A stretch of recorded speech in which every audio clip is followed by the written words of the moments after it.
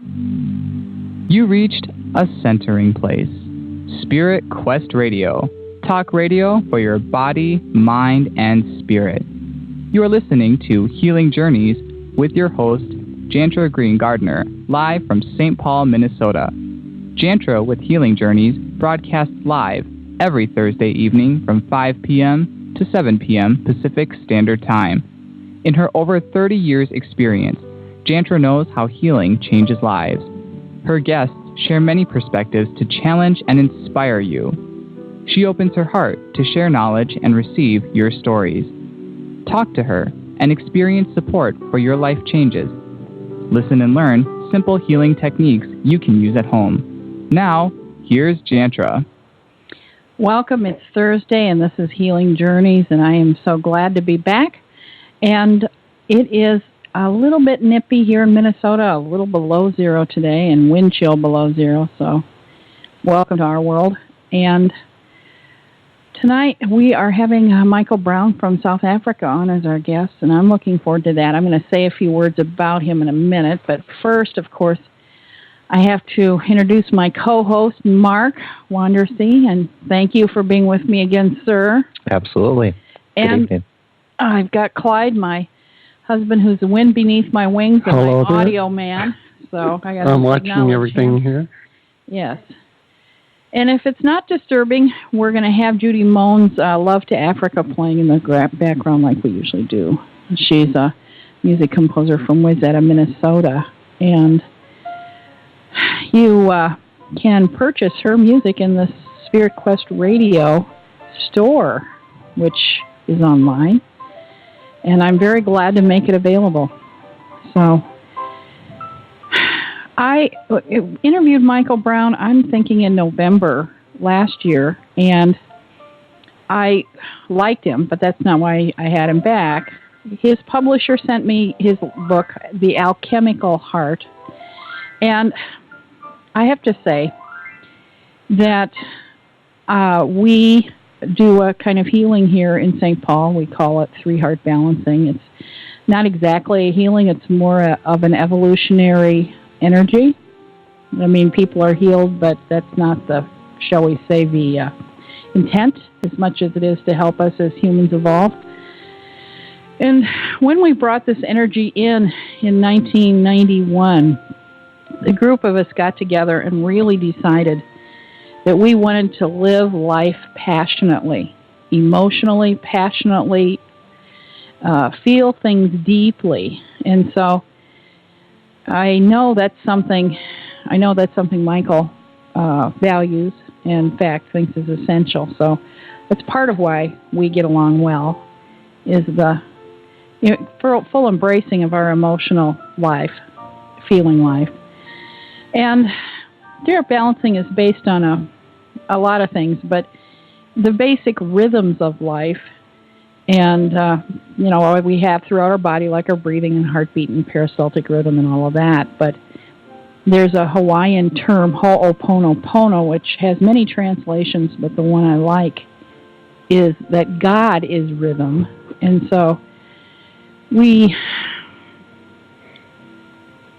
are really have been working with all kinds of different sources. When we figure out what we think might be true, it's kind of based on the uncertainty principle, so we're willing to give it up as soon as we find a new worldview. So that's what I mean. Three-heart balancing is a very evolutionary kind of thing. And I think when it comes to the human experience anyway, we have the old cliched metaphor of the elephant in the room, that blind people hold on to their part of the elephant and they think they know the truth. And so really what my guidance told me when I saw the book, The Alchemical Heart, was that there was something in this book that I needed to know about the heart. Now you have to understand, our group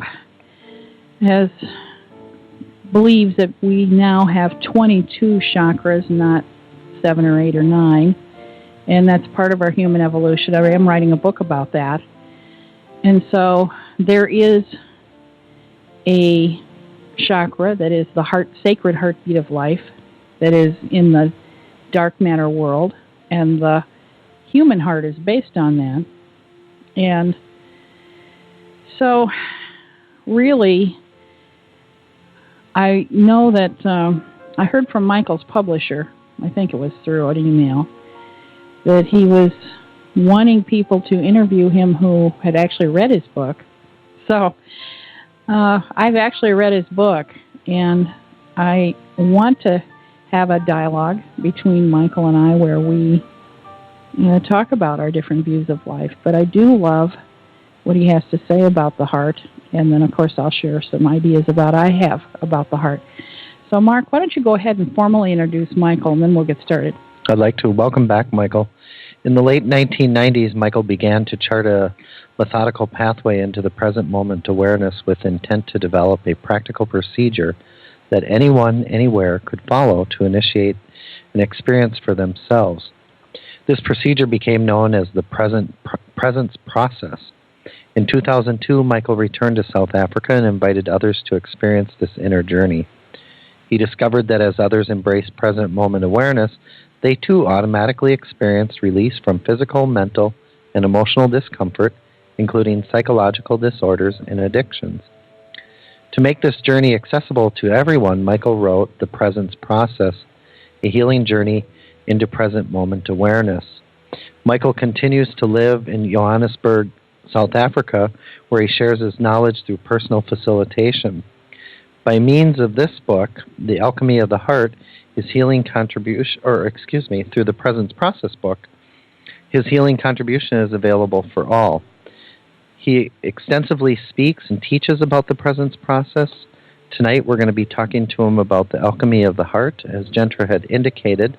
He's also authored a 4-CD set, A Walk Through the Presence Process, a CD called The Heart is the Healer, an additional one, Our Heart is Our Responsibility, and The Radiance of Intimacy, and Awakening to Innocence, Inner Sense. And hopefully, Michael, you'll share with us your website and ways that people can contact you to purchase not only those CDs, but also to get their hands on the book, Alchemy of the Heart. Welcome to our show. Thank you. I just wanted to let you know that biog that you got sounds a bit out of date, so I'll talk to my publisher about that, because I don't live in Johannesburg, I live in Aberdeen, and I'm no longer facilitating people or traveling or teaching, so that's just a little out of date. I apologize. I just wanted to let you know. That's okay. I'll talk to Kathy and we'll get that updated. Okay.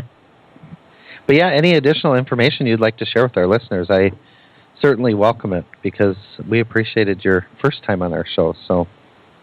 Right.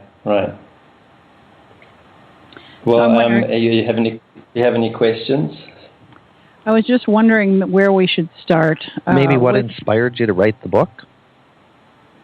Well, the book, you called it The Alchemical Heart, but it's Alchemy of the Heart, just in case people try and, word search it.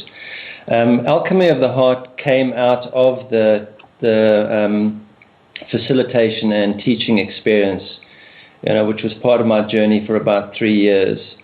And in going around and continually explaining this work to people, because I'd already written the Presence Process.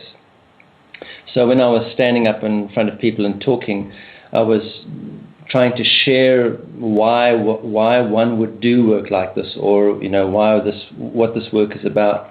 And I found a way of explaining it that took people on a perceptual journey that began in the womb and moved through to their adult experience, so they could see how their adult life is made up of a causal point that is emotional.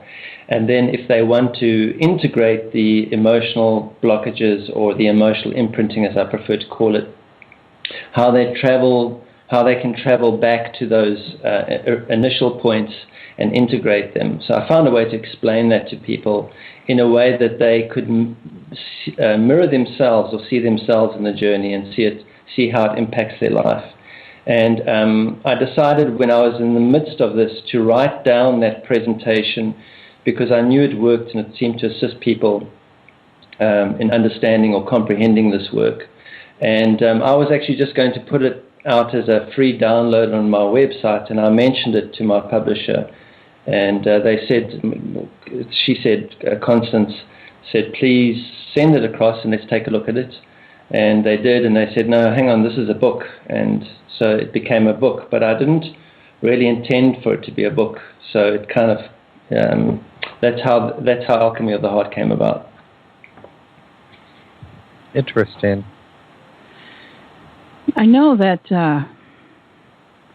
it seems to me that you talk in the Alchemy of the Heart about our emotional signatures and, how people, by embracing and just accepting and living through their emotions, get to evolve.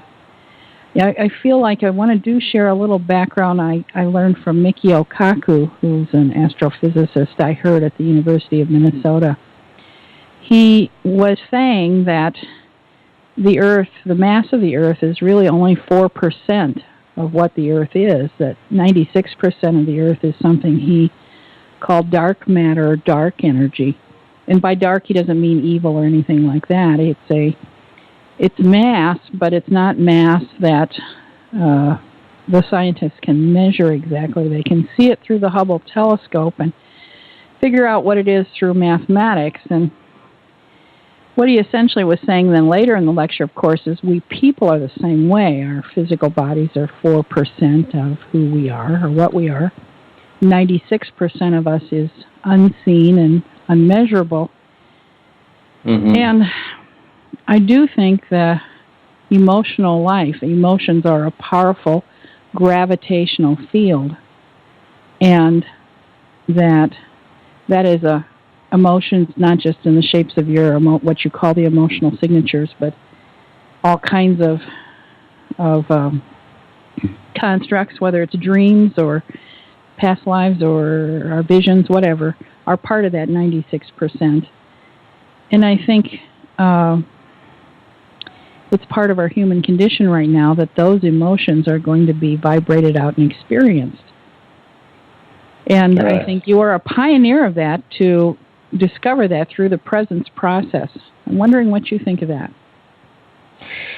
Well, I too see that especially the causal point, because to me, when we're talking about causal points, there's two causal points for me. The one is the ultimate causal point, which I regard as the vibrational, the causal point of everything. But the causal point we talk about in this work is the causal point of the quality of our experience. And if I'm in deep discomfort, I'm talking about the causal point of that discomfort.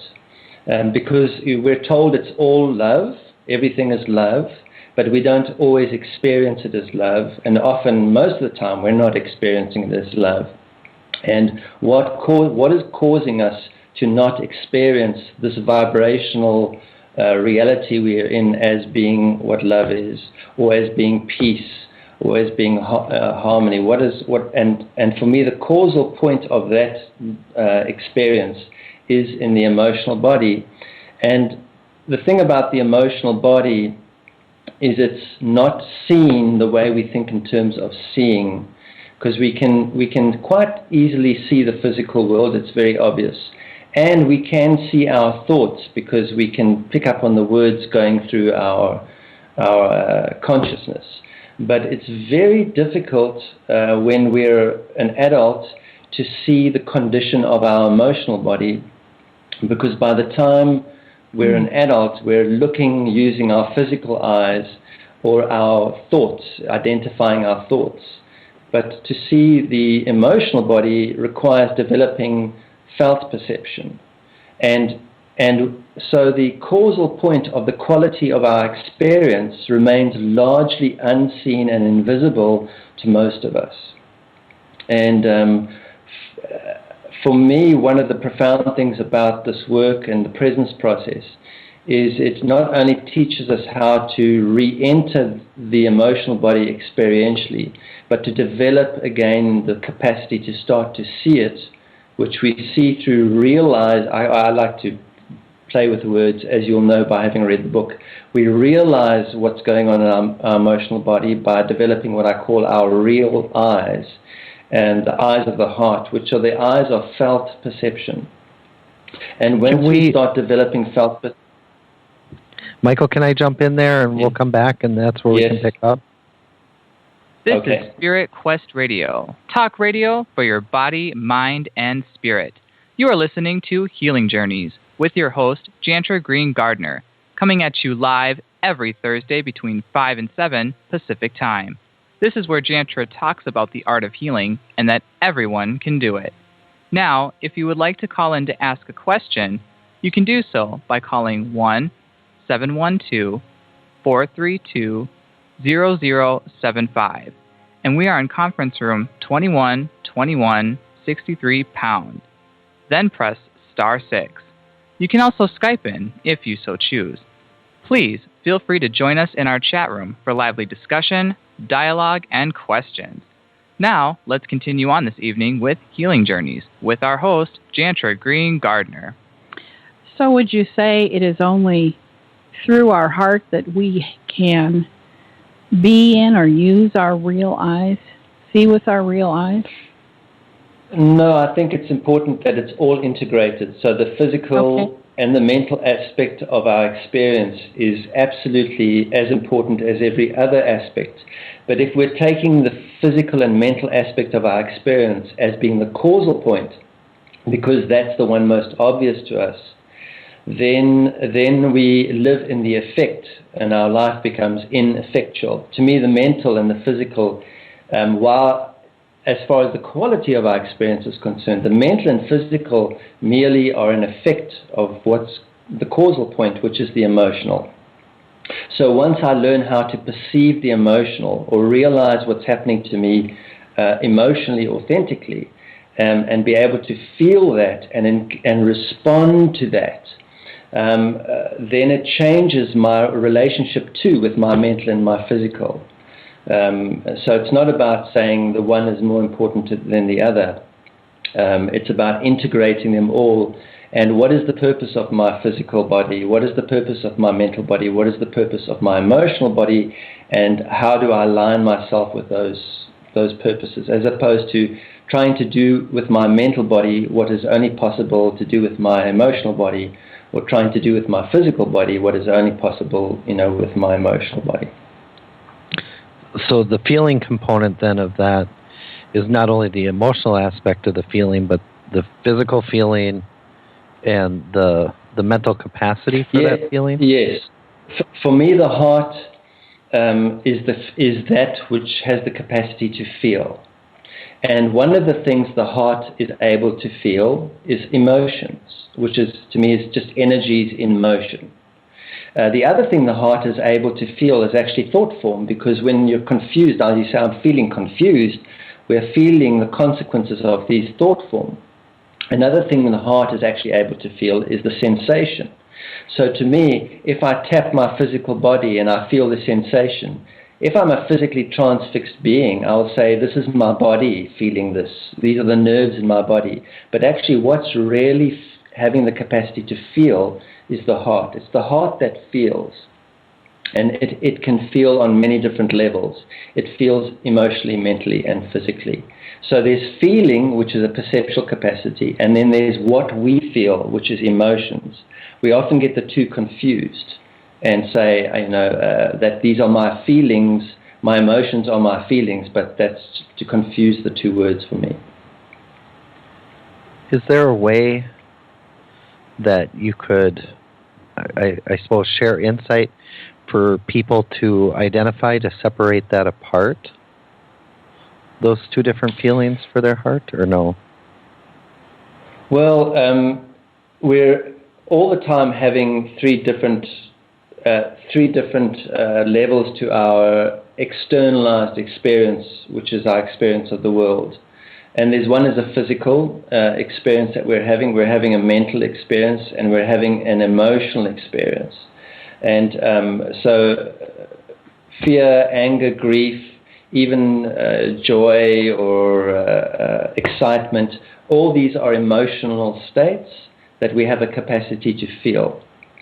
So there is feeling, and then there is what we are feeling. That makes sense to me. An emotion is something we are feeling. It's not necessarily what we are. It's an expression of what I call the ultimate causal point, which is the vibrational.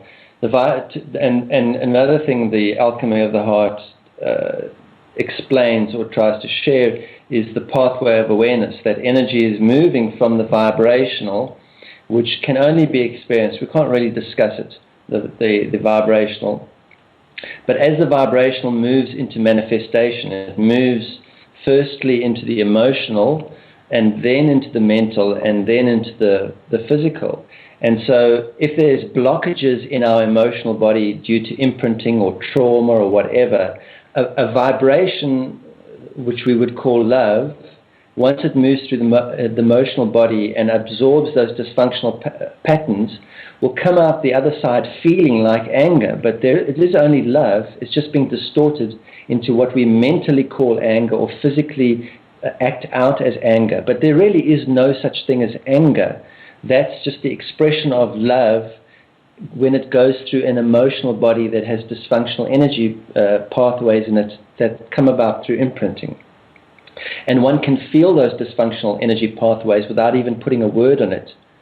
So we can feel it. I can feel this uncomfortable or this discomfort, and then I can name it. I can call it anger as a mental concept, and then I can act it out through reactive behavior, hitting somebody or hurting myself physically or sabotaging myself. But it begins as an energetically dysfunctional pattern, which is felt first and then turned into a mental concept. Then we name it, and then we act it out as a physical circumstance.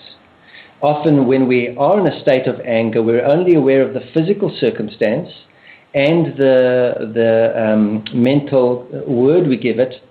And even though we are in an emotional, uncomfortable state and can say, I am angry, we're more relating to it as a concept and a physical behavior.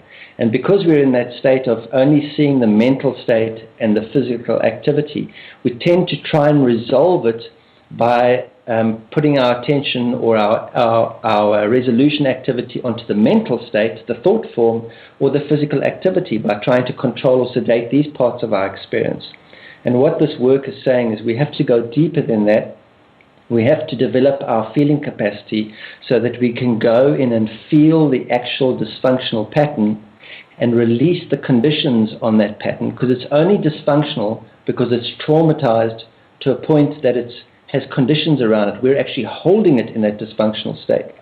And in order to release it from that dysfunctional state, we have to be able to feel it without placing those conditions there, which we can call feeling without condition or unconditional love. We have to become unconditional with that. But it first requires being able to feel that causal point in the emotional body. Yeah, I'm thinking that there's not a causal point. There are many causal points in the emotional body. And that there are our emotions are just memories, our biocomputer has. Yes. And they're not real. I mean, they're not present in the here and now. And yes, I certainly don't support the idea that a person needs to put a story behind their emotional memories. They may have rage, as you say, or fear, but there could be 100,000 reasons or stories about those dynamics. I prefer Absolutely. The idea of vibrating those emotions, being present with them, and releasing them and realizing their memories without having to define them. Absolutely, absolutely. And that's what this work is about. And that's what three-heart balancing does too. Yeah. I think that we spoke about them because we have come through a very mental stage in our human evolution where everything had to be a story, and thus came verbal therapy, where I would sit in front of a therapist and tell them what was going on. But if they accepted my story, then I became a victim of the story. Exactly. But what if that trauma was implanted into me before I actually had mental vocabulary? Then I'm lying part to of your my team DNA. about what happened. Yeah, well, it's part of my generational imprinting or whatever it comes, But the fact is, I cannot speak about something and get to the causal point by speaking about it if it happened to me before I actually had mental vocabulary, when it happened to me as purely a felt experience. To get to the causal point of that particular emotional imprinting, because our imprinting is multi-layered and multi-dimensional. It comes from generation after generation after generation.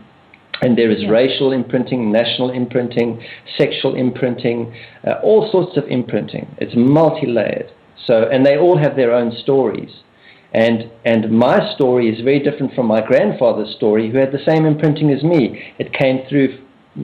So the story is irrelevant. The story is useful only in bringing up an awareness of the felt aspect. So I can tell you about something that happened in my childhood just to get up the feeling, to remind myself of the felt aspect.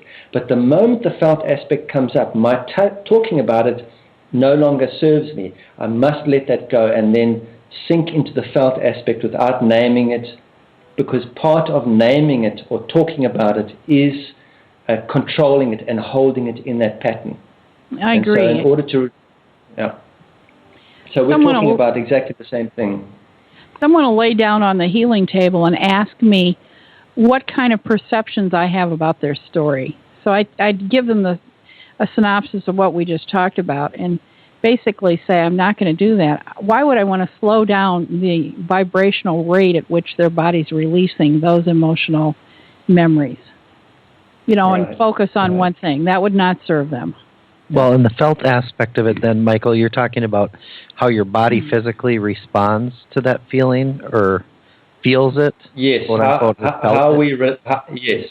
The classic question that the therapist used to ask when I would say, my mother said this today and blah, blah, and so the therapist would say, well, how does that make you feel? It's the classic therapy question. But the question was correct, but the approach to answering it was not yet evolved. So the way that the patient would answer the therapist was to start talking about how it makes them feel. But the moment we start talking about it, we exit the feeling realm and we go into the mental realm and eventually back into the physical reality of it. So the question was correct. How does this make you feel? The answer should not require any verbalization at all, because how it makes me feel is a direct felt experience of whatever that memory is. Then I should keep my mouth closed and feel it. That's how it makes me feel. And sit with that feeling without labeling it. So the question was correct in verbal therapy, but the approach to answering it was not yet evolved. And we use that type of therapy because it's only in the past few years of our experience, of our collective experience, that we've entered the emotional realm as human beings, and that it's become accessible to us, and we have the level of awareness to be able to journey consciously into it. I think that it's evolutionarily, which is not a word, the time to be emotional and just be in our feelings and release them. I know that through the gravitational field, if two beings who love each other, care for each other, whether it's a healer and a healee or a man and wife, are in spatial proximity, they start to vibrate together. And there becomes an empathy. And empathy is all we need in terms of a heartfelt empathy to provide the safety to just be in our whatever feeling state we are in. Well, that to me is what intimacy is about, is that if you learn to vibrate honestly with someone, you're entering an experience of intimacy with them. And once you've vibrated with someone who's been physically present with you, then you can be physically separated from that person and continue to vibrate with them. Yeah. That's the power of intimacy, once you've opened that vibration. Absolutely. We're going to talk more about that after this break. Make a difference and support a volunteer healing effort now by going to www.healinghandsnetwork.org. and click on the PayPal button. Your simple, generous gift reimburses our volunteers for their expenses, maintains our web and contact numbers, and gives you the satisfaction of participating in helping another human being connect with someone in a loving, respectful way. Please go to our website, healinghandsnetwork.org, and click on PayPal right now. This is Spirit Quest Radio, talk radio for your body, mind, and spirit. You are listening to Healing Journeys with your host, Jaentra Green Gardner, coming at you live every Thursday between 5 and 7 Pacific Time. This is where Jaentra talks about the art of healing and that everyone can do it. Now, if you would like to call in to ask a question, you can do so by calling 1-712-432-0075. And we are in conference room 212163 pound. Then press star 6. You can also Skype in if you so choose. Please feel free to join us in our chat room for lively discussion, dialogue, and questions. Now, let's continue on this evening with Healing Journeys with our host, Jaentra Green Gardner. We're talking with Michael Brown, and I was just thinking about intimacy. We're speaking about intimacy before break, and there is a type of healing, very intense healing, that I teach in three-heart balancing that I call immersion. And that's really where I thoughtfully and with intent decide that I'm going to feel sensations in my body that the person I'm healing feels. It's a really advanced healing technique and not something I wanted to teach, except in the last several years, people are doing it whether they're taking healing classes or not. For example, you can be in the grocery store and line up to pay for your groceries and then all of a sudden feel like your nose is going to start to drip and feel like you're maybe a little nauseated or feel like you're sad. And then if you really are aware and perceptive, then all of a sudden you notice that the woman 2 or 3 people ahead of you has a cold and is feeling those emotions, those sensations. So I think this intimacy that Michael Brown and us were talking about before break is gravitational and is happening to people all over the United States and all over the world, really. Oh, you're back. Absolutely. Thank you, Michael. I'm back. I just wanted to He dropped out, so I had to cover a little bit. So I was just saying Africa, that people... This is Africa. So people are becoming intimate with others and maybe not even consciously aware they're doing it. Well, this is why, if I can just add something, this is why the emotional integration is part of the next step in our evolution, which is going to be quite a quick step that we take, because unless we develop felt perception, we cannot perceive the consequences of our action. And it is felt perception that merges us together with each other, because physically we can be separate from each other, like, you and I are physically far apart. Mentally we can be separate in that we don't agree on something. We may have completely different ideas, but on a level of felt perception, we are all intimately connected with each other, and also there is a connection between the causality of my action and the consequence that happens in the world. And unless I'm able to feel the consequences of my actions, if I just go around mentally justifying what I do or just doing physical things because it looks right, I end up in a kind of destructive situation like we are in our world now. For example, if a general could feel the consequences of sending people out to war and the consequences of the people that are going to be the victims of that attack, they would be absolutely unable to do that.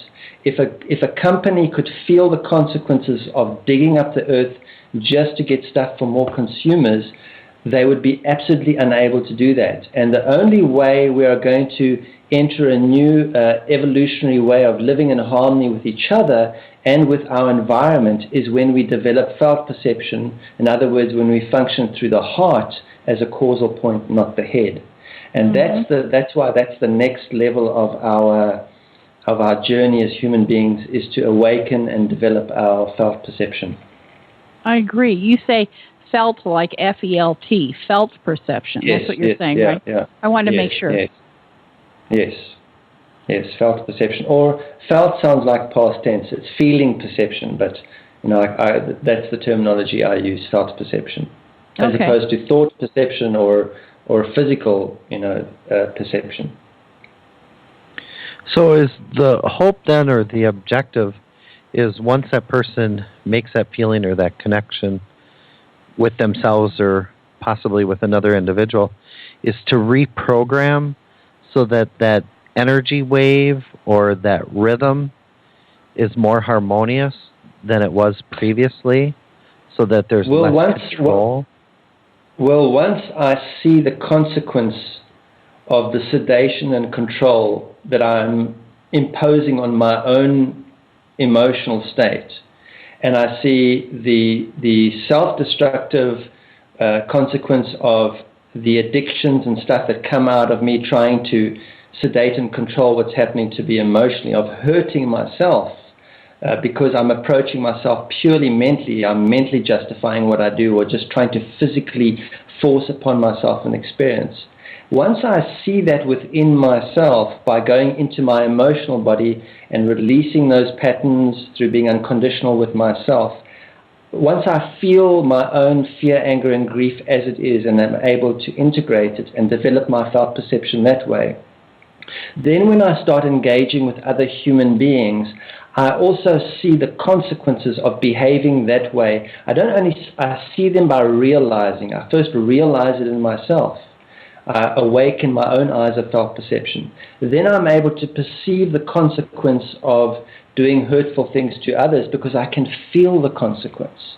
And that immediately, when the heart is open, there's a saying, where there is love, there is no law. The only reason we have to have laws in society at the moment is because most of us human beings are functioning purely mentally and physically and not on felt perception. If a human being really can feel the consequence of their behavior, of their thoughts, words, and deeds, no one has to tell them not to do hurtful things or destructive things to another human being or to manipulate others, because they can automatically feel the consequences of that even before they set it in motion.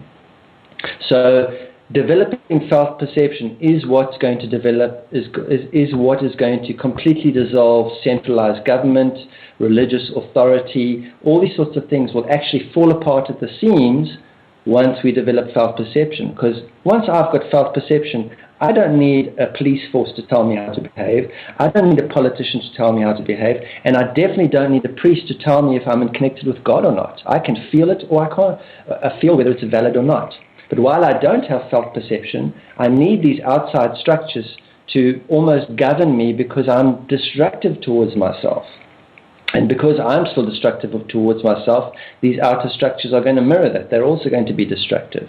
And that's what part of the evolution of awakening to the heart and developing felt perception is, to completely dissolve all these outer centralized controlling structures, whether it's religion, politics, or commerce.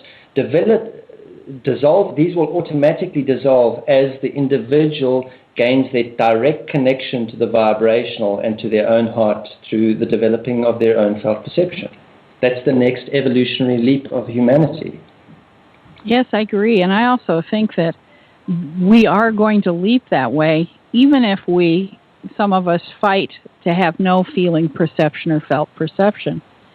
You know, if we fight against it, which of course most of us are programmed to do, yes, and continue to project that out, that emotional gravitational field will create bad weather, will create catastrophes, will create personal problems that absolutely throw us into feelings, the emotional signatures that we've been avoiding. So people are going to do it whether they like it or not. Yeah, I think global warming... And that's love, I think. Yeah, I think global warming is just because we're all so full of hot air, Exactly. and if we don't, if we don't change make these changes, which are we're being invited to, we're being encouraged to.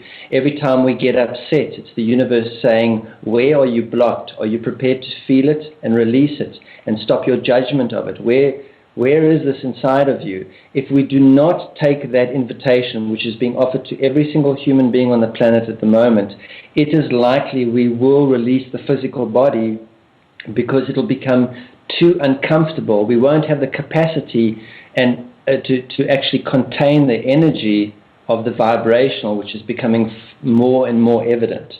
So what happens is, as the energy of the vibrational builds up, which is what's happening, it's going to exaggerate the condition of the emotional body.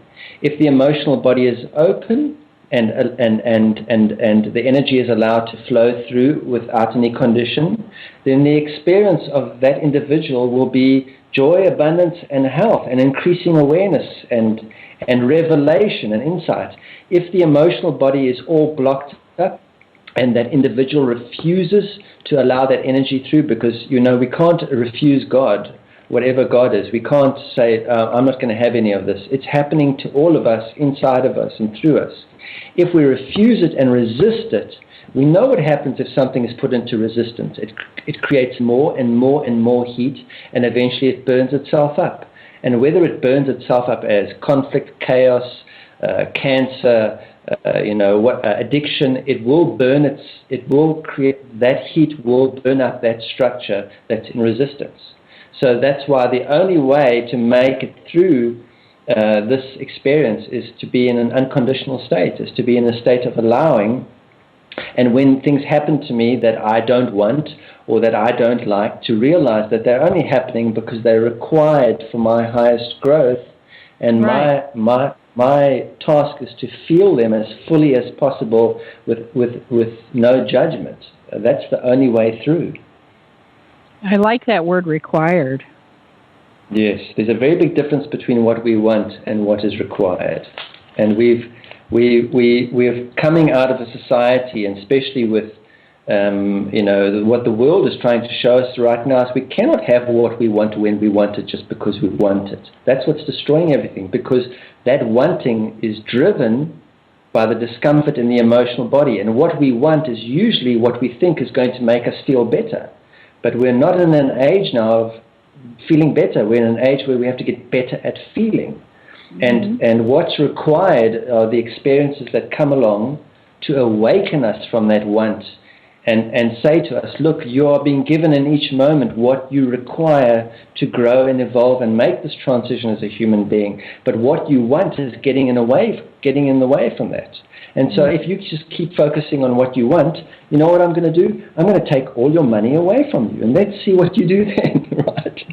So many of us are facing that reality of going, well, I can't have what I want when I want it because I don't have that abstract concept called money. It's not in my pocket anymore. Right. I guess I was thinking about the difference between what we want and what is required, and thinking that what we, all we really need, of course, is love. And how to get people to understand that what is required, or the suffering they may be feeling, is a form of love, to get them open to receive their feeling body, to receive the intimacy, the empathy from another human being, so they can transform. I do think that empathy, that morphogenetic resonance field between people, is the best way, the highest way to help each other feel that safety, to live in that feeling perception, as you call it.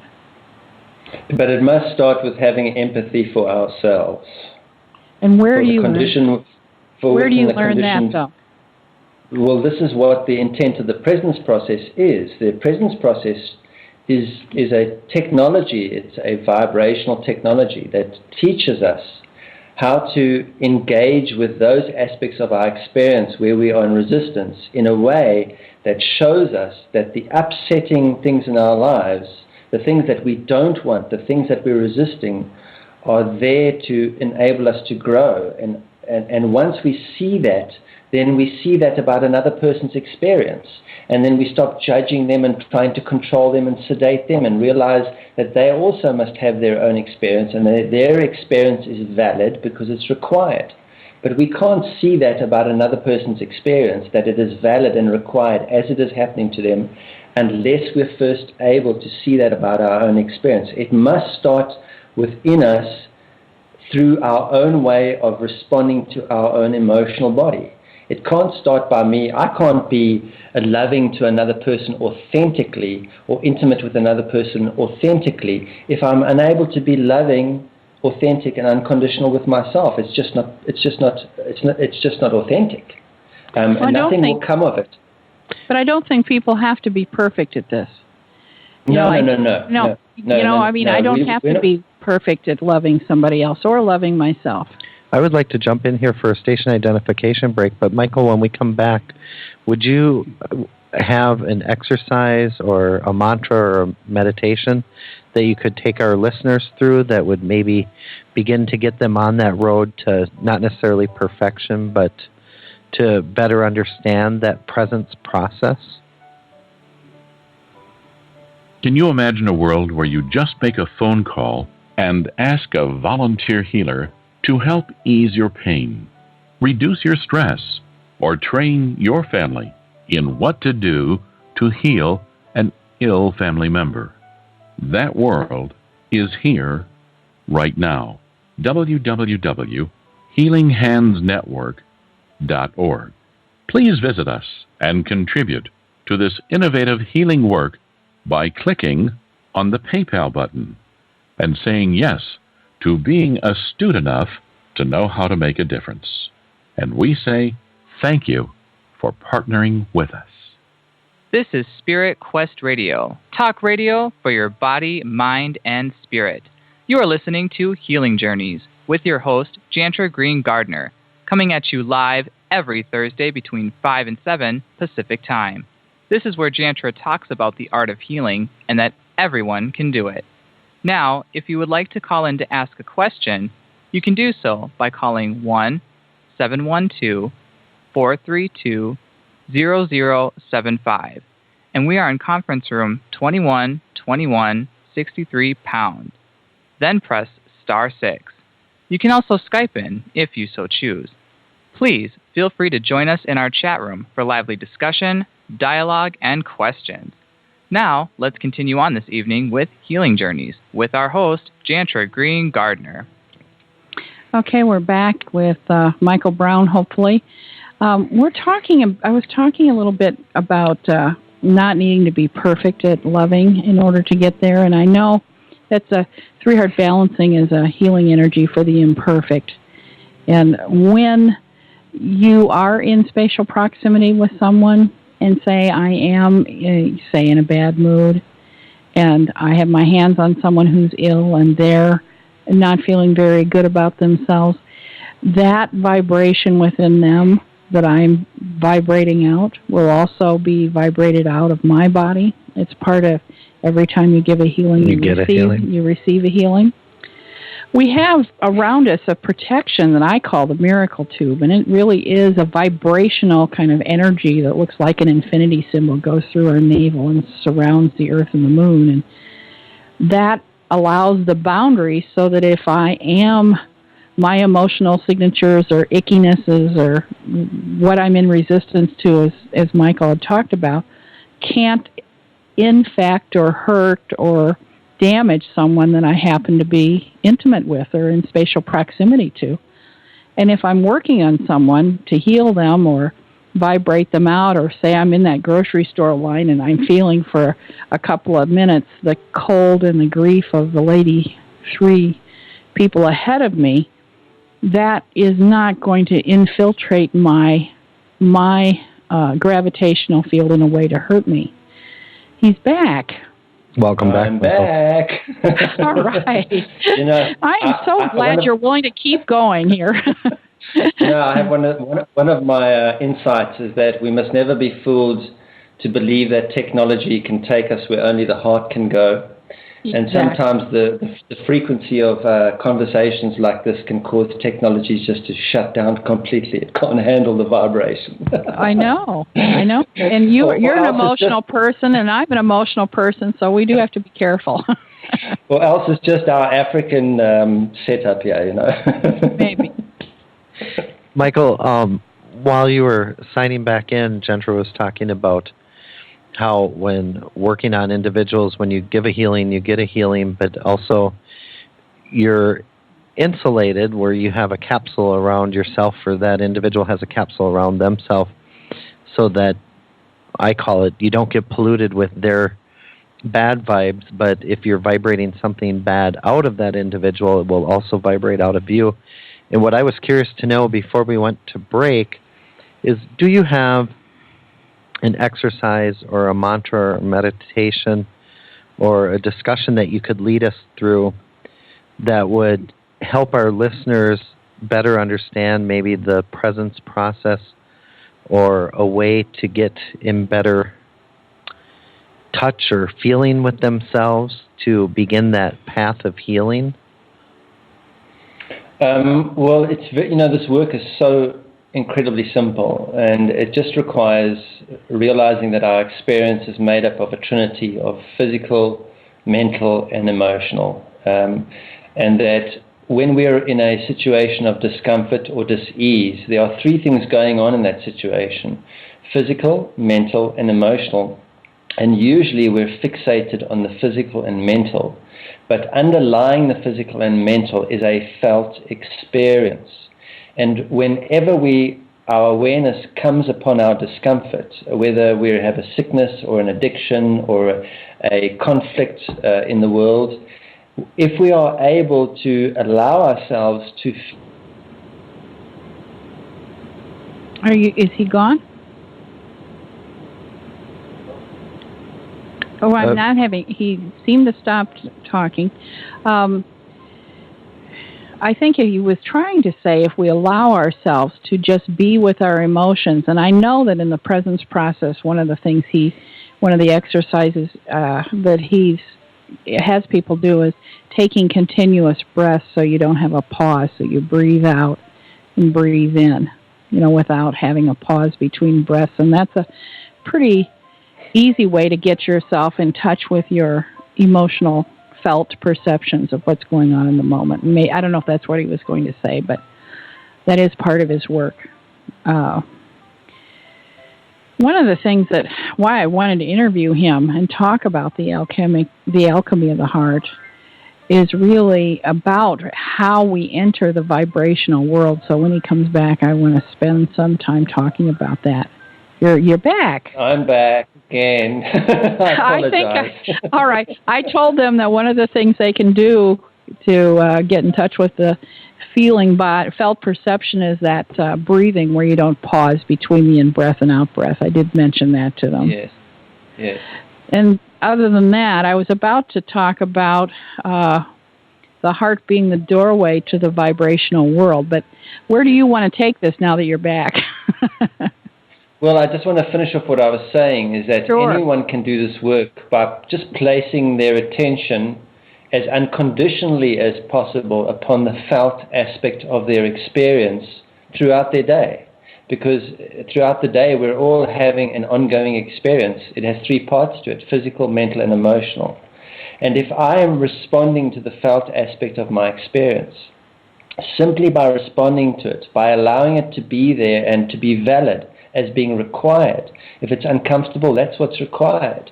If it's, and if I'm able to respond to it, and which is an art form, and I teach myself how to respond to it by just being with it, my actions that come out of that responding those actions will move me in a direction I want to move.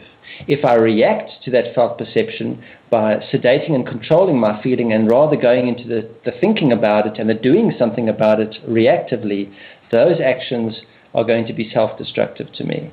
So it's very simple. It's simply responding to the felt aspect of my ongoing experience in a way that is unconditional.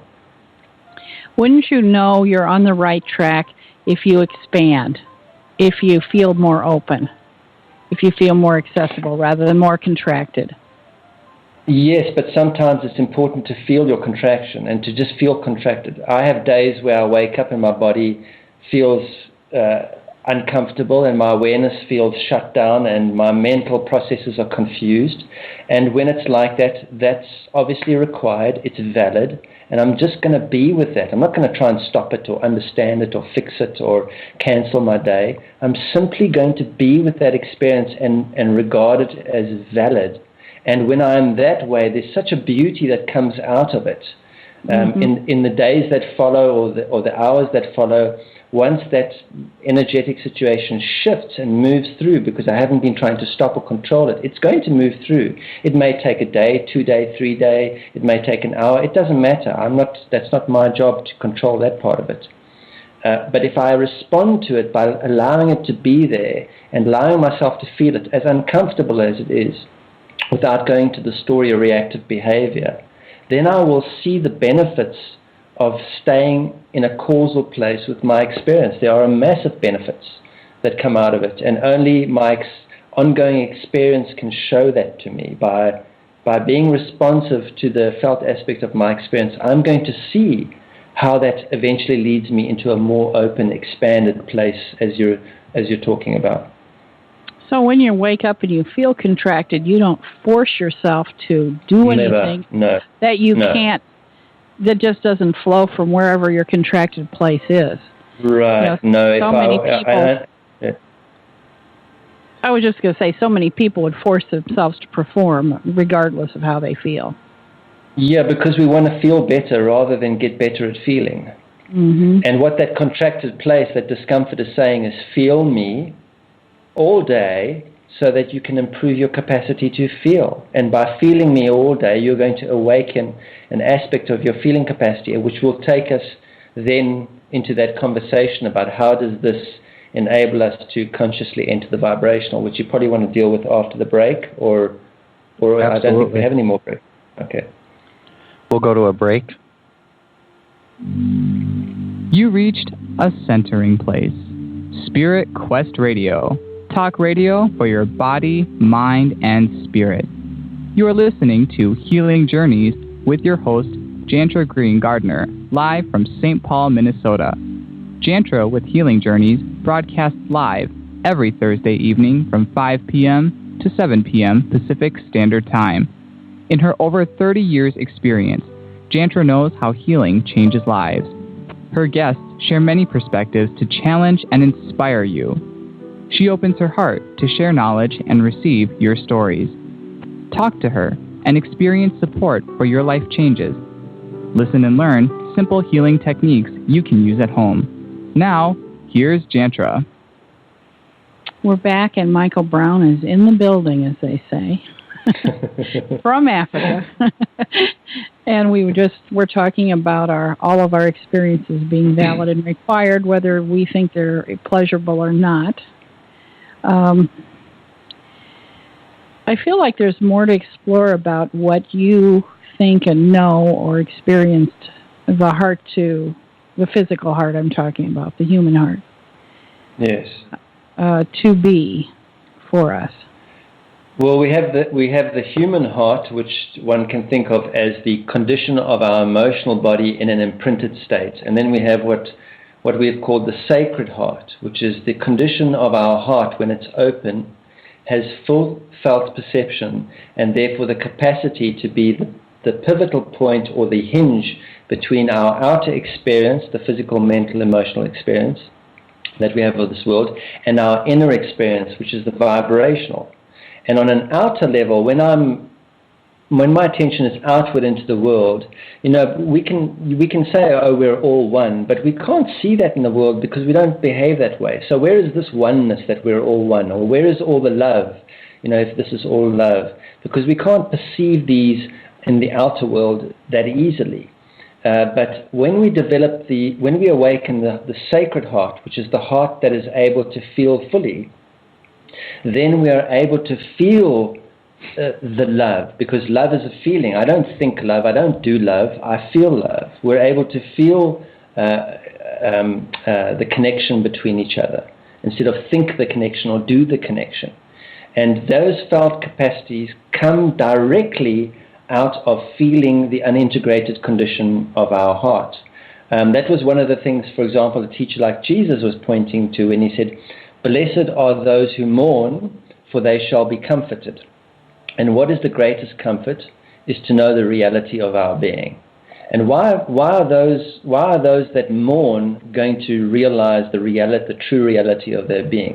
Because by feeling my grief and feeling my anger and feeling my fear, I'm going to develop a full sense of felt perception that enables me to feel the vibrational and know that it is a reality. And that comforts me. I'm not sure I understand. I know what the Sacred Heart is, but I don't know what you mean when you were talking about the physical heart.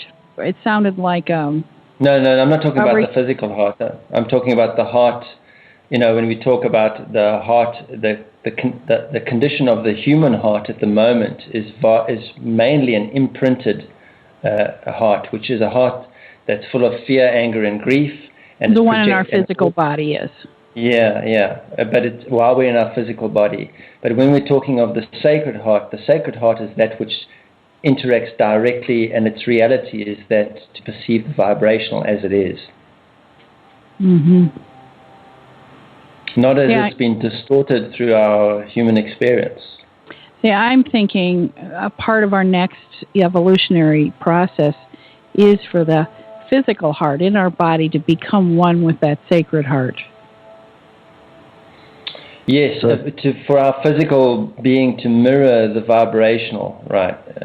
Exactly. Is going to become, yes, absolutely. That is the next step. Okay. And then once our physical body mirrors the vibrational, that's when the physical body actually itself becomes immortal, because there is no mortality in the vibrational.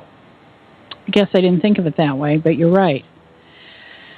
I like all the play on words you did in this book, and we talked a little bit about using, I loved how you used the words real eyes, when you said we realize, and you interchange that. But my second kind of reading of the book the other day, I was really, didn't pass over quickly the connection you made between the word heart and the word earth having the same letters, except just slightly rearranged, of course. Yes. And I did a meditation that now is called Journey to the Center of the Earth, and it's based on my memories of ancient times when we actually could walk into the heart of the earth and lay on the earth's beating heart and, become one with that. So it's a whole kind of meditation thing. But I was thinking again about the physical heart in my body, and now you talk about the Sacred Heart, being one with the earth, that being the doorway to that world of vibrational life and the world of portals and dimensions, the other world. Right. I have a website called instanthealing.info, and it's an interactive website where people learn about portals and dimensions and the other world. And I have a statement there about the earth being our port key, from Harry Potter. Harry Potter had where you hold on to a physical object and it transports you somewhere. So the earth is our port key. And I thought when I was reading your book, what if our heart becomes our port key? The heart to me is the portal. Okay. And our capacity to enter the portal is directly reflected by the condition of our heart. For example, in the Egyptian mythology, when one approached the portal, they would remove the heart from the being and place it on a scale and put a feather on the other side. And if the heart was heavier than the feather, then you weren't allowed through the portal because it would destroy you. That's right. It's the same thing in the metaphor, which we look at the Mayans and we see them wrenching a heart out of a living being and raising it up to the sun. But that's actually a metaphor, and the metaphor is saying, while you are alive, you must bring light, the light to the contents, a light of awareness to the contents of your heart, because that's why you're here, because the heart is the portal. And if you look at the cross, or the symbol of the cross, where those two meet, those two, the horizontal and the vertical, meet at the same place, where if you place a human body over that, that would be the heart. Yeah, I think so. Yeah. The heart is the portal, because the portal is our capacity to feel. And unless we develop that capacity to feel, there's no ways we're going to move through the current portal of our... And I also look at the Earth as the heart of this solar system that we're in. Okay. And in fact, as above, so below, as in, so outside. The condition of humanity is also the condition of our solar system. There's a wider range of activity going on in our solar system. There's imprinting in our solar system from eons of history of activity in our solar system, and the Earth contains the imprinting of the activity of the solar system. And so as the human heart is healed, the Earth also gets healed. And as the Earth heals, because the Earth is the heart of the solar system, as the Earth heals, so the solar system becomes healed. So as I am able to awaken my sacred heart and to feel the reality of the vibrational, so the community of Earth will awaken to the reality that there are sentient beings all over the solar system that we can engage with. But until we resolve the integration and our imprinting, we're closed to the vibrational within ourselves. We're closed to the awareness of anything else but what's going on this planet. So all of these things are happening in sync with each other, mirroring each other simultaneously. This is, the evolution is happening within and without. So the Earth is evolving too. The Earth is a portal. It's the heart of the solar system, and it's through our experience on Earth that we pass through the portal that enables us to access experiences outside of our solar system. Right. So outside of our current human experience, that's the next step of our evolution, right? Is to realize we're part of a greater community. But that requires us moving through a portal of awareness. And that portal is our heart, just as it is our experience we're having on this particular planet, which is the heart of the solar system. I like that so much. It makes me so something. Touch? Yeah, feel something. Yeah, feel something, right. Feel something, right. But I also then, it puts how do I want to explain it? Makes me feel much safer about the interaction between me and those beings that I'm very aware of from other dimensions. The Earth being the portal for that. The Earth is my home, my mother, my father, my place. Right. And if my heart is one with the Earth's heart, that's safety. That makes it safe for me to be, what do you want to call it?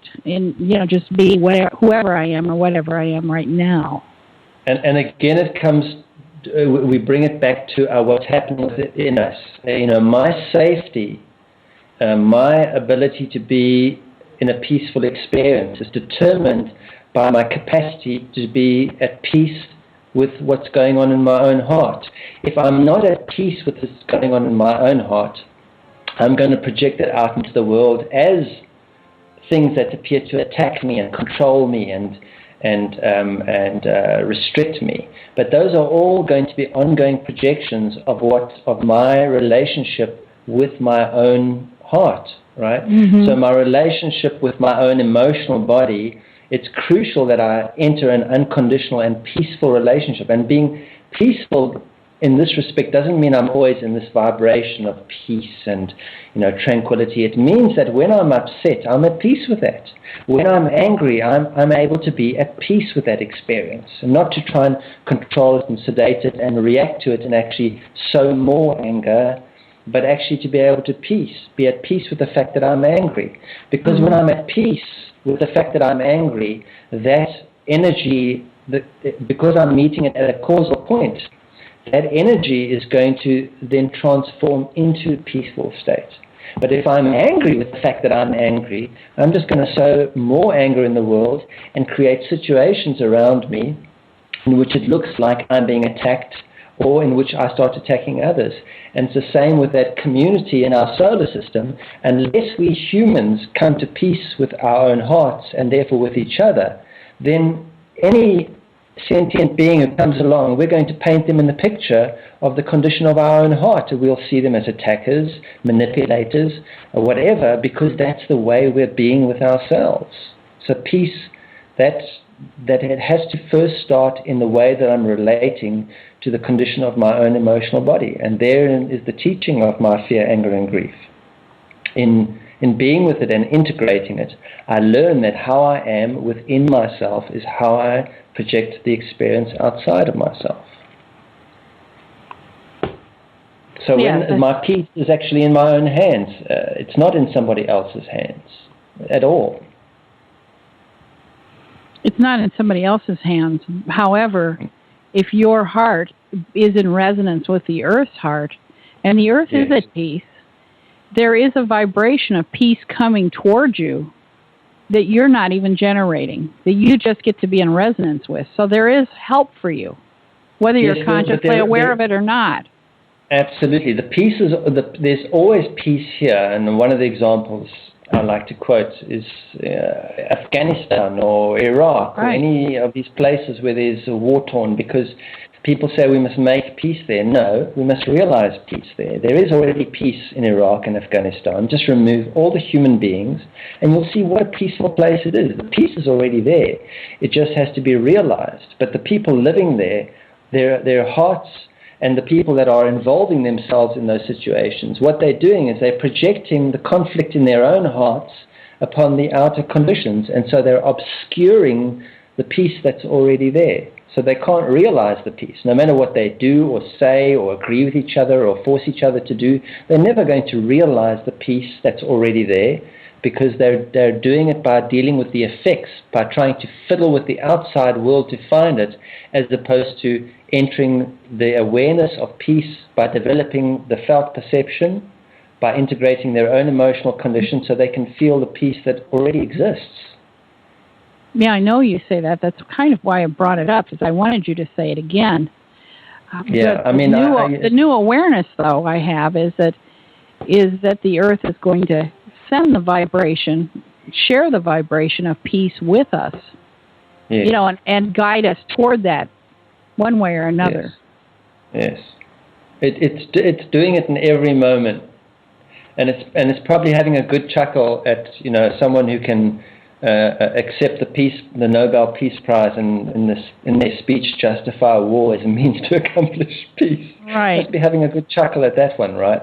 So we don't know what peace is. That's what our problem is that because we don't have felt perception, we don't know what peace is. And while we don't know, we cannot realize peace as an experiential encounter for ourselves. How can we possibly lead anyone else to peace when we ourselves have no clue what it is? When we think it's something we have to talk about, discuss, agree, move people around, attack people, bomb them so that we can be at peace. It's absolutely bizarre. It's almost hysterically tragic. Comic tragedy is really what it is. But it really comes down to the fact that we have not yet fully developed our felt perception to know what peace is. That peace is a feeling. I feel at peace. I don't think at peace or do at peace. I feel at peace. Once I authentically feel at peace, my thinking will mirror that, will be a projection of that feeling. And then my actions will be a projection of that feeling. And so when I authentically feel at peace, by feeling the peace that's already here, I'm going to think peaceful thoughts and behave in a peaceful manner. But until I authentically feel that peace, my engaging with peace processes through thinking and doing is going to continually lead me back into the anger, the fear, and the grief that's in my heart that's stopping me from feeling peace in the first place. It's time for us to take station break. This is Spirit Quest Radio, talk radio for your body, mind, and spirit. You are listening to Healing Journeys with your host, Jaentra Green Gardner, coming at you live every Thursday between 5 and 7 Pacific Time. This is where Jaentra talks about the art of healing and that everyone can do it. Now, if you would like to call in to ask a question, you can do so by calling 1-712-432-0075. And we are in conference room 2163 pounds. Then press star 6. You can also Skype in if you so choose. Please feel free to join us in our chat room for lively discussion, dialogue, and questions. Now, let's continue on this evening with Healing Journeys with our host, Jaentra Green Gardner. Okay, I'm back with Michael Brown, and we are talking the alchemy of the heart. Let's focus for a second on your title, The Alchemy of the Heart. And I know what I think alchemy is, but why did you choose that word with the heart center? Because, the concept of alchemy that we're given when we are very physically transfixed by the world or even mentally transfixed by the world is of a masterful being who's able to take base metal and turn it into gold, which is what everyone would love to do because they think that would solve the recession problem. But actually, alchemy is not, that's a metaphor, and we don't realize that the heart speaks in metaphor, and when we take the metaphor literally, that's when you see Mayans, ripping the hearts out of people and holding them up to the sun, ripping them out of people while they're still alive, because they're taking the metaphor literally. Alchemy means taking the experiences that are uncomfortable in our lives and engaging them through unconditional felt perception so that they become transformed from us suppressing our fear, anger, and grief and having fear, anger, and grief, so that these energetic circumstances become transformed into what they truly are, which is vibrations coming from God or love or whatever we want to label that or call it. But that's really, anger is just love which has been distorted.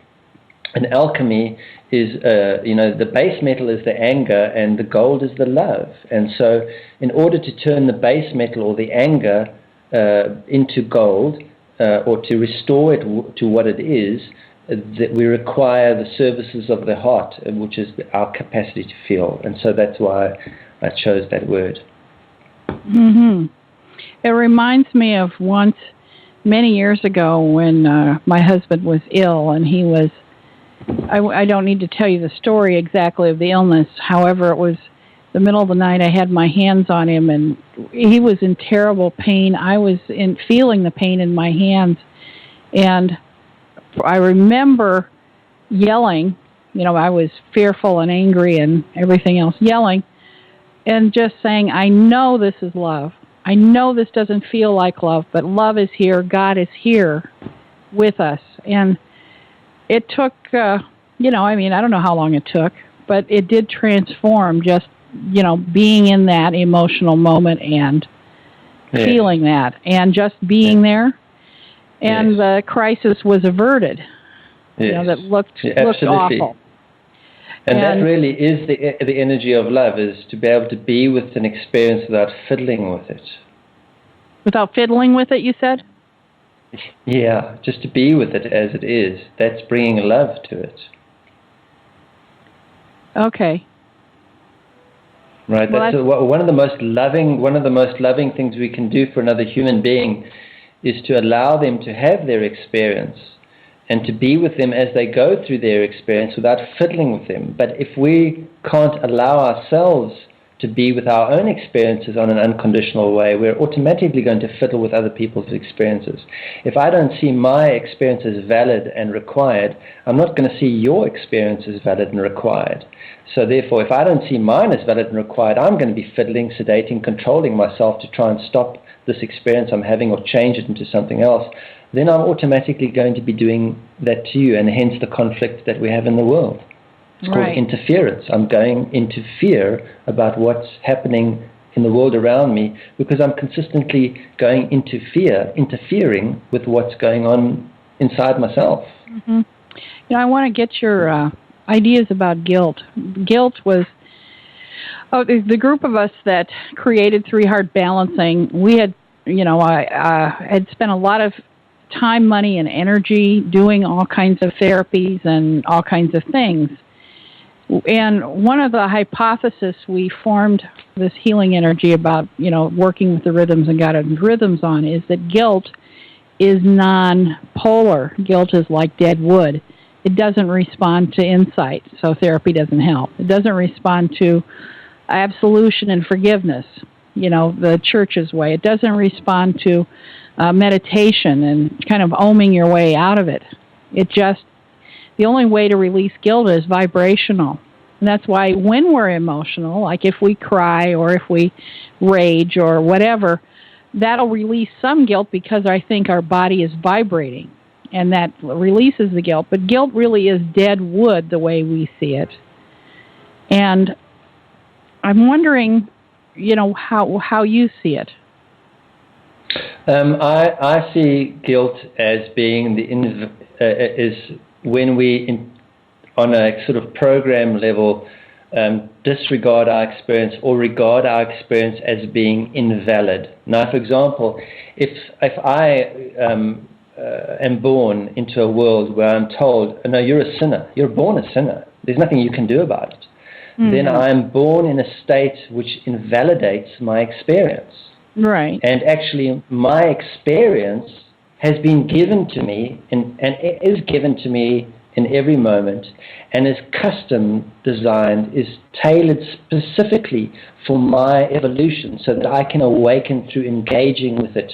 Now, if I regard my experience as being invalid, then I'm turning away from the very thing that's there to liberate me. And so guilt is simply a way, when someone is guilted, it means what they're doing is they're regarding whatever happened to them or is happening to them as invalid and not supposed to be happening, and they're completely stuck. There is no forward movement.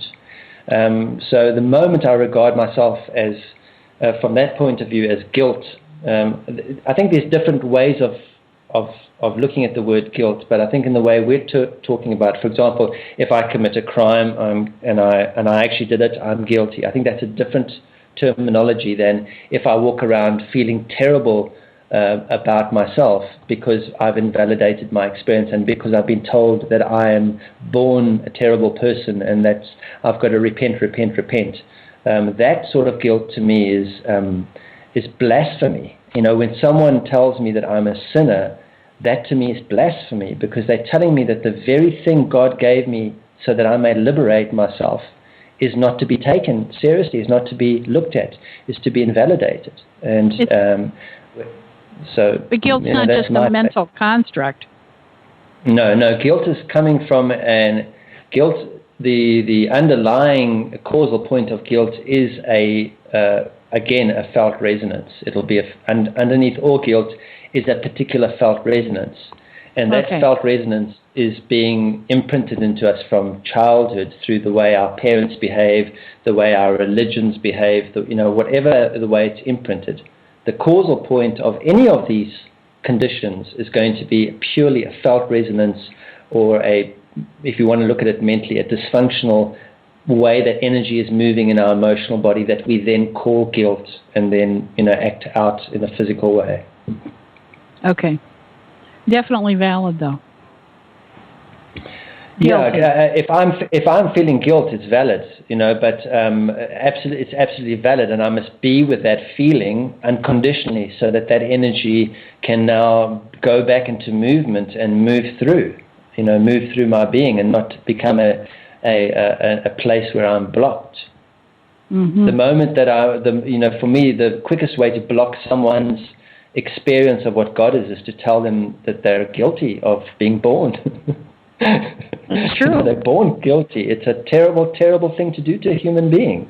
It cuts them off at the heart, and it prevents us from having a direct relationship with God, which is possibly what it was designed to do. When you say it cuts them off at the heart, it brings me back to the heart again. Perhaps that guilt of being existing is the, what would you say, the woodenness that creates our physical heart being wooden. Yeah, just because, once I dismiss my feelings as being invalid. In fact, they're wrong. In fact, they're sinful. That entire aspect of my felt capacity becomes exactly what you're saying, like dead wood to me. I won't go there, I won't acknowledge it, and therefore I don't have access to it, to that felt perception that will enable me to engage directly and have a direct experience with whatever God is for me. That's exactly the same thing, yeah. Okay. You know, that's the thing about this work, is that, you know, I have one model of approaching it, which is what I write about in Alchemy of the Heart, or the presence process. But right now, because of where we are in our evolution, we're all starting to engage the emotional realm consciously and realizing the importance of felt perception. And therefore, those that are interested in not perfecting, as we were talking about earlier, it's not about perfection, it's about participation. You know, you take one step, we'll take 10 steps for you. The entire universe is really wanting to help us. The vibrational is on our side. You know, I like to say that the universe is loaded with a 666, not a 666. And so, you know, it's trying to help us. So the moment that we intend to develop that felt aspect of us, we get all that help. But when we invalidate that felt aspect of us, we're actually cutting off access to all that help immediately. So it doesn't matter what model we use. We can use the presence process. We can find the model that you're using in your healing sessions. And I'm sure that there are many, many ways, because we're multidimensional beings and the heart opens us to multidimensionality. There are many ways of approaching this. The presence process and alchemy of the heart and what we're speaking about here is one way. It's not the way, you know. So I'm sure that if we all get, at some point, we're all going to get together as humanity and be in community with each other and realize that we're all talking about the same thing, using different language, using different metaphors and symbols, but the heart is the heart is the heart, and the vibrational is the vibrational is the vibrational. It doesn't really matter what word we use for it. I do know that I needed to embrace and understand what you were saying about the heart. Yes. And that was the guidance that I needed. And so, yes. You know, when I write about the heart, I'll certainly footnote you, you know, and say, you said it first. And I'm also enjoying hearing the way you explain it, you see, because I like to hear other people's ways of using language to talk about something that cannot be verbalized. Exactly. It can only be hard to experienced. It's very difficult. It's very hard, but the heart knows the way.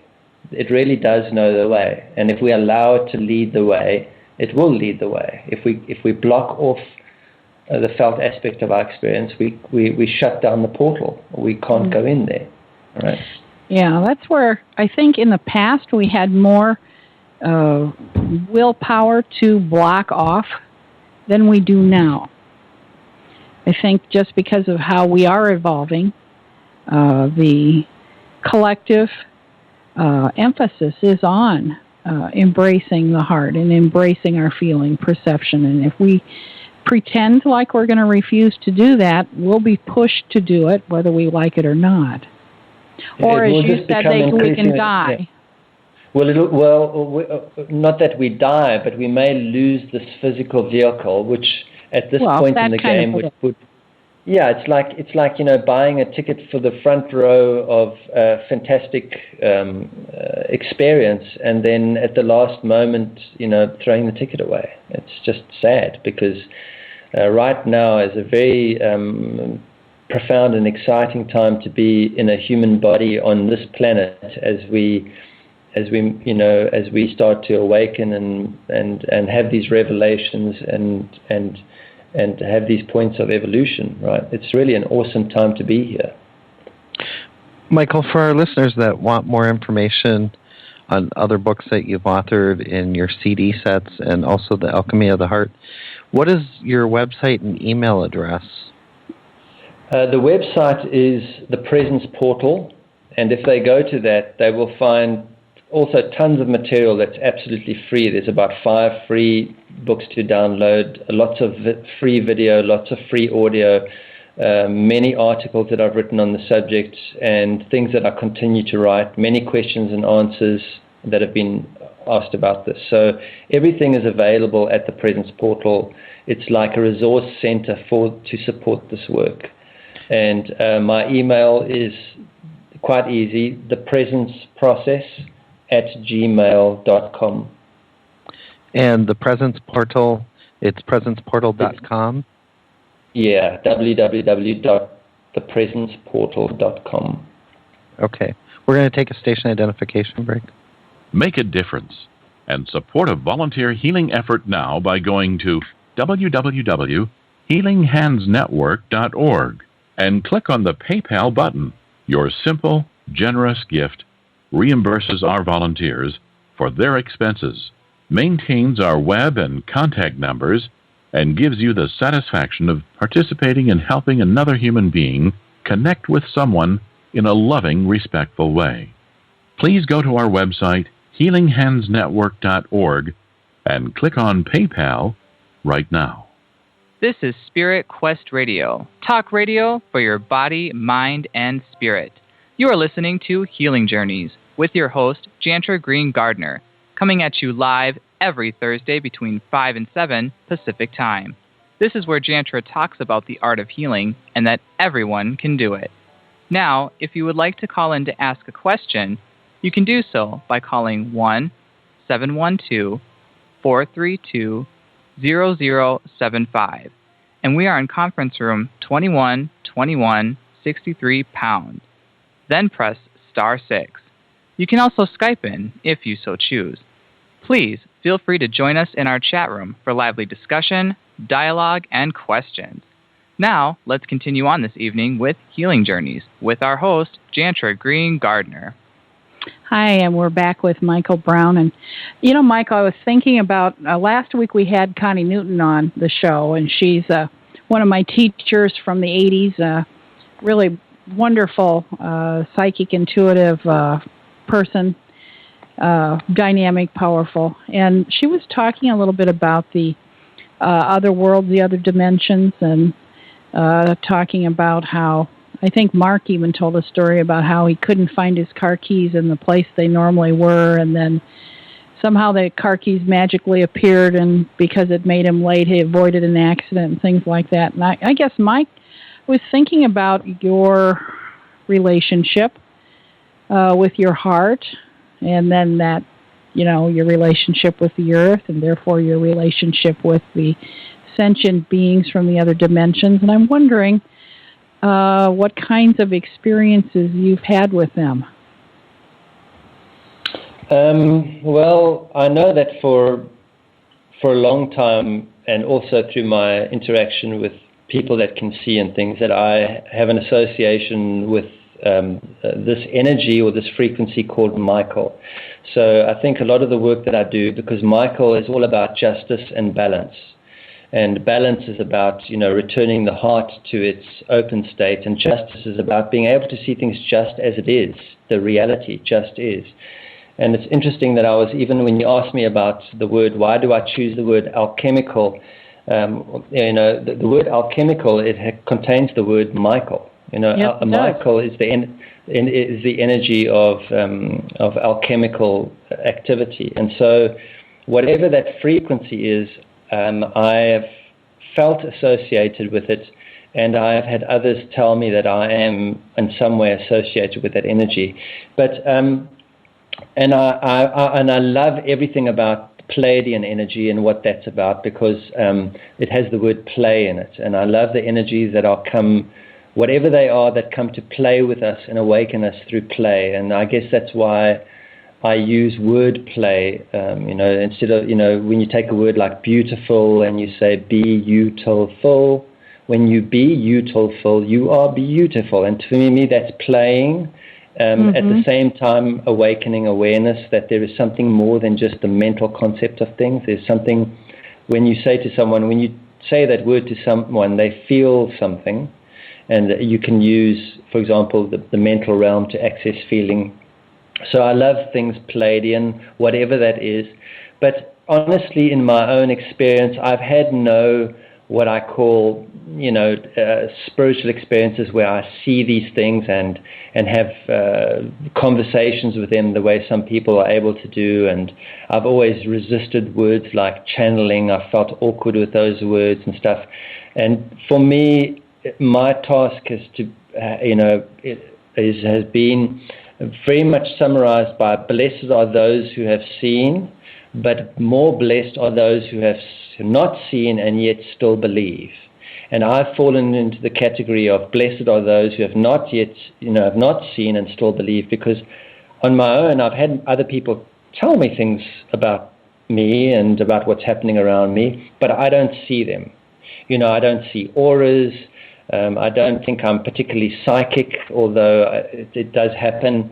I don't, for me, it's all about being my task appears to be as being as present as I am in my experience, trying to stay as grounded as I can in this work, not turning it into fringe stuff that people can't relate to and become scared and wary of it, but actually to make this work as normal and as grounded as possible so it's accessible to every human being regardless of their nationality or religion or gender or sexual preference or anything like this. This work has got to be down the line, straight up, accessible to people. It's all about the heart. We all have a heart. We all have felt capacity. We all have emotional imprinting. It's common to us all. We all engage with it with the same perceptual manner. So although I love all these things about these other dimensions, and I'm completely open to them, I'm completely open to multidimensional consciousness. In other words, this model that I have for processing the emotional body is one model, but there may be another model completely different to mine, absolutely different, that is equally accessible. That there may be 50 creation stories and they're all absolutely true. I'm open to that level of multidimensional thinking, and I'm open to the fact that this entire cosmos is populated with sentient beings, smarter and less smart than us, developed and less developed than us. But my experience is I consider myself a very ordinary person who has a very, very ordinary experience, and is confined to the ordinariness of the experience. In other words, my fear, anger, and grief, and integrating that, and feeding my cats, and growing food, and growing plants in my garden, and just doing ordinary things, because the work that I'm here to do is to be accessible to the ordinary, what I would call ordinary everyday human being, and not to those of us that have astounding gifts. Maybe one of the gifts that I do have is my capacity to explain things that are sometimes difficult for people to put into words. And I realized that I was, along the way, given the capacity to verbalize things in a way that people that are normally energetic, that people can't see, and somehow if you can put it into words in a certain way, that people can begin to see it and therefore begin to engage with it themselves. So, I've been given that as a gift, and I use that gift in this work.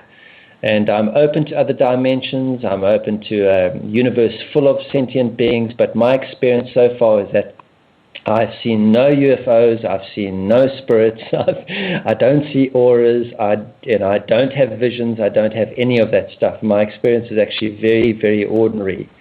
And I think it has to be that way so that the work stays ordinary and grounded. But how does your vision or your thought process come to you to put the words on paper, if you will? Great masters of writing. I don't know. And that's where I call it leaping off the cliff. At the moment, one of the things that I'm doing is I'm writing this thing on my blog called Daily Intent, and it's just a paragraph or two. It's related to the Mayan calendar's creative intent for each day, but I've put it into a language that's our up-to-date language, not the language they used to use. And every morning when I sit down, I don't know how I'm going to do it. And I just sit down and I begin, and it comes out, and then it's finished, and I edit it, and it's finished, and I sit back and I go, wow, where did that come from? I mean, where did it come from? It's fresh and new for today, and it inspires me. And I feel that same way about my work. I don't know, I just sit down and I do it. It's the same when I was doing presentations. I didn't have a piece of paper in front of me. I would just step out in front of people and I would start to talk. And sometimes I would talk all Friday night, then full day Saturday, then most of the day Sunday, and there would always be everything I required, because I trusted that when I stay in the moment, everything I require is available in the moment, and the moment is full. It has everything that we require is in it, and as long as I stay in the moment, which is by staying connected with how I'm feeling in any moment and regarding that as valid, that I will always receive what I require. How that comes to me and who it's coming from and how I don't go there because if I went there, I think it would cause me to shut down, because I would try and go mental about it and try and understand it and then duplicate it, because through my understanding, but I don't operate like that. I approach this in a very ordinary way. I just sit down and I start writing, but I do ask for assistance. So if I'm going to write a book or write an article, I do say, will you please help me? This is what I feel has got to be done next. Could you assist me with this? And then I let it go. And then as I'm going through my life, suddenly I get this feeling that I want to write, or a feeling that I'm ready to do it. And I sit down and I engage with that feeling and I just go with it. And I'm as astounded by what comes out as anybody else who's astounded about it. I just recently finished reading Alchemy of the Heart. I wrote that book 2 years ago, I think, and I haven't read it since I wrote it. And I recently reread it about a month ago, and I sat in awe of this book that I'm supposed to have written, but now it's helping me. I needed to hear all that stuff as if I'd never written it. And so, I engaged with it as a reader, and I know that I wrote it, but when I read the stuff there, I go, well, how do you come up with this? Where does this come from, So I too can't really explain it, and I'm happy to live in a place of actually not knowing or understanding. I think that's part of my journey of actually riding on faith rather than absolutely surely knowing to a point that I can explain how it works down to fine detail. I can't. And to me, that's the great mystery, and it remains unknown to me. And I'm open to the fact that the mechanisms of how this comes into play may always remain unknown to me. That's maybe how I'm wired, and I'm quite happy with that. I can be with that. It works. It certainly does work. It works wonderfully well. And I think you're the kind of person that likes to let things unfold and see where they go and ride that wave rather than needing the control to have everything figured out ahead of time. Yes, and I think as humanity we're being asked to enter that place. And I think many of us were in that place as children and even as young adults, and found that the world was hostile towards us when we lived that way. Living in the moment and allowing things to unfold, knowing that the universe is loaded in our favor always if we allow it to play its part. And that along the way that got hammered out of us, and so we became very mental and calculating and controlling and fearful about things. And what we're being asked at this point of our evolution is to have the willingness and the openness to return to that place and have faith that actually, we're on a schedule that is divinely ordained in our highest interest. And if we just allow ourselves to feel the flow of it and to go with that flow without having to absolutely understand every aspect of it for it to be valid, that we'll be okay. We'll be okay. In fact, more than okay. We will enter a state of being that's probably incomprehensible to us at the moment. That state of radiance, and my husband says, well, let's take a break right now. Can you imagine a world where you just make a phone call and ask a volunteer healer to help ease your pain, reduce your stress, or train your family in what to do to heal an ill family member? That world is here right now. www.healinghandsnetwork.com Please visit us and contribute to this innovative healing work by clicking on the PayPal button and saying yes to being astute enough to know how to make a difference. And we say thank you for partnering with us. This is Spirit Quest Radio, talk radio for your body, mind, and spirit. You are listening to Healing Journeys with your host, Jaentra Green Gardner, coming at you live every Thursday between 5 and 7 Pacific Time. This is where Jaentra talks about the art of healing and that everyone can do it. Now, if you would like to call in to ask a question, you can do so by calling 1-712-432-0075. And we are in conference room 212163 pound. Then press star 6. You can also Skype in if you so choose. Please feel free to join us in our chat room for lively discussion, dialogue, and questions. Now, let's continue on this evening with Healing Journeys with our host, Jaentra Green Gardner.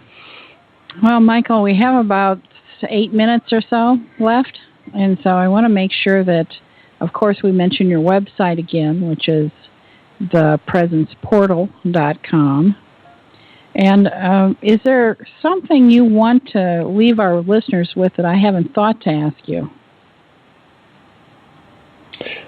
What I always like to leave the listeners with is something that's so important to my own heart, is that we realize that the experience that we're having at the moment is really precious, every aspect of it.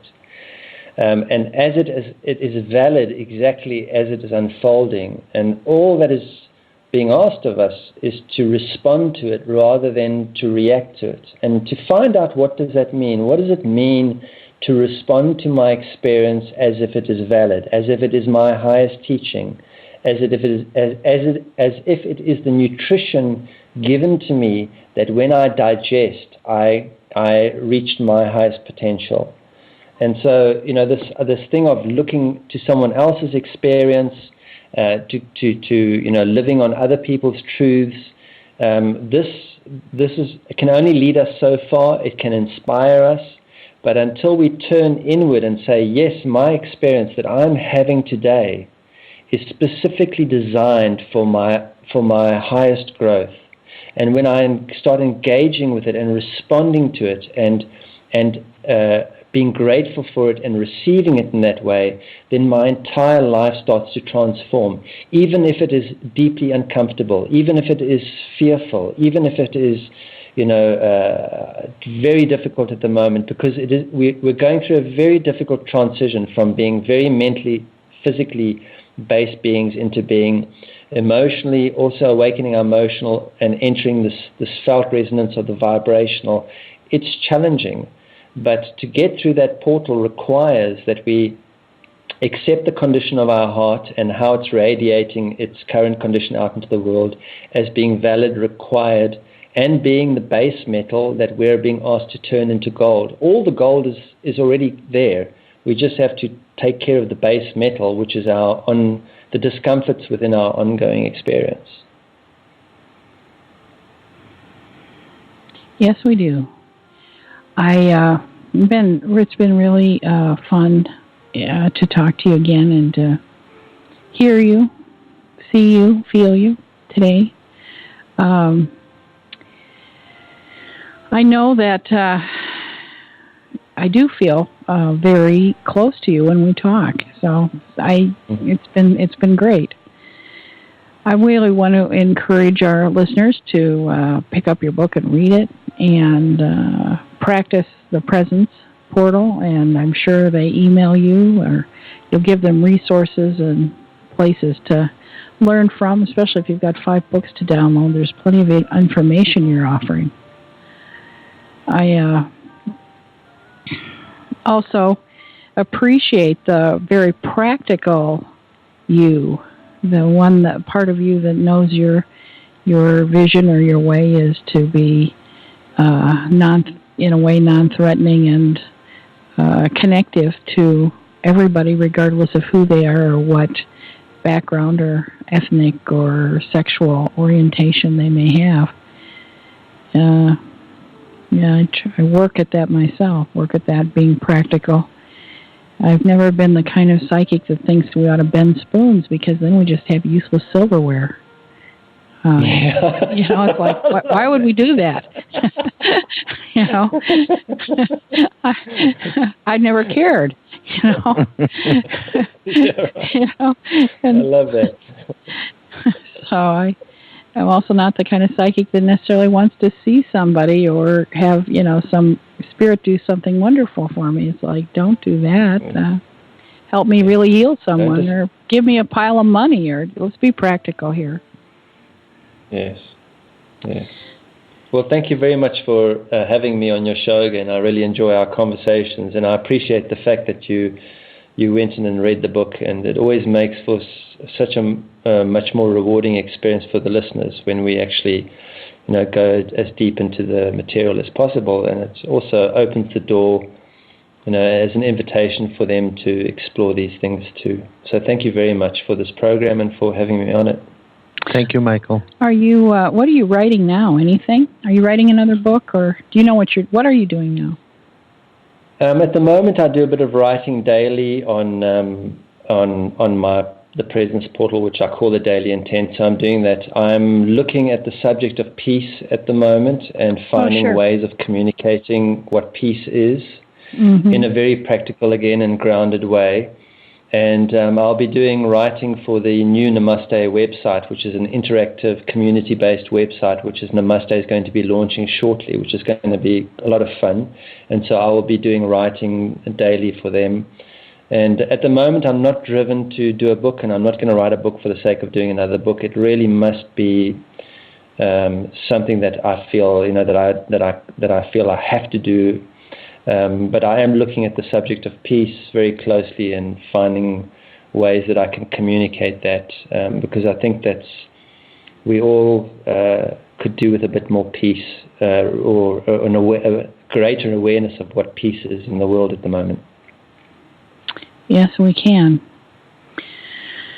And this has been certainly a time of catastrophe. My heart goes out to the people in Haiti who've gone through that catastrophe there and all the other suffering on the planet. Certainly ask us to share our empathy and our prayers for them. Yes. They sure are getting us to feel something, aren't they? Yes, they are. Whether we... And yeah. I think it woke up a lot of people.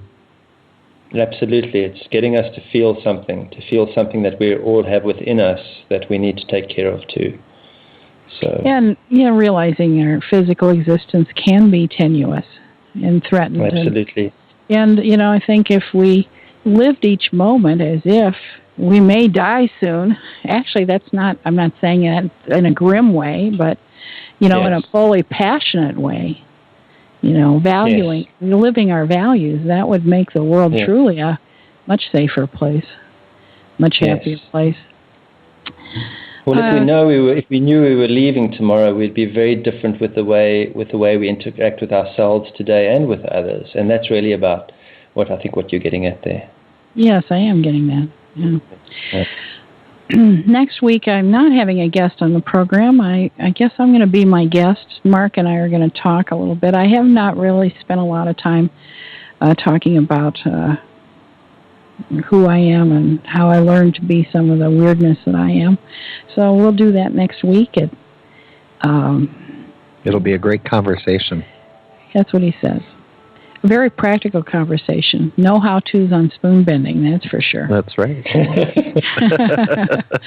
So, they make good wind chimes. Right. I do want to say that when you're searching out there and looking for who you truly are, there is all kinds of seen and unseen help for you.